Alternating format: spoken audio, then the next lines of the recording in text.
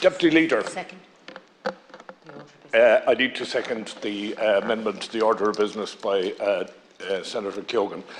Deputy Leader, the Department of Deeper was set up to keep an eye on the way we spend money in this country.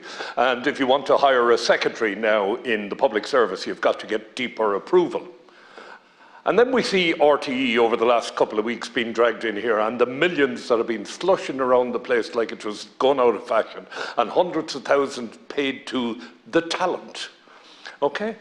Then I pick up the paper this morning and I find out a consultant in the HSE has been paid almost €1 million.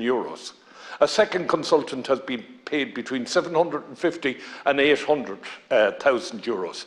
I see 352 people in the Health Service Executive earning between 250,000 and 500,000 per annum.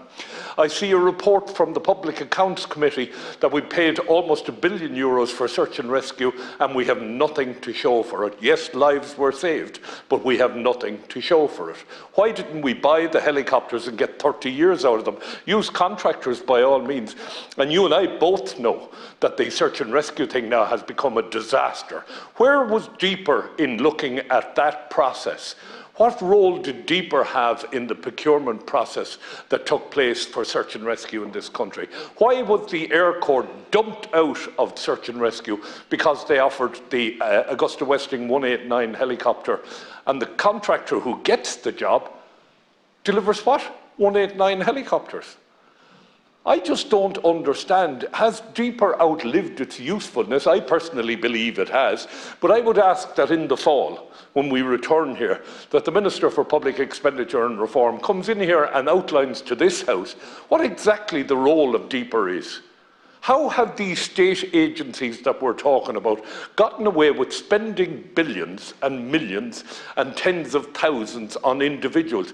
Please tell me, is a nurse not worth 500,000 a year? I know, having lay on my back in a coronary care unit, the nurse was the one that was looking after me 24 hours a day. The consultant works 11 hours a week. That's the contract, 11 hours. And by the way, they don't have to see a patient. They only have to take responsibility for a patient. It's a great little number if you can get it. So I'm asking, who is actually watching the House now?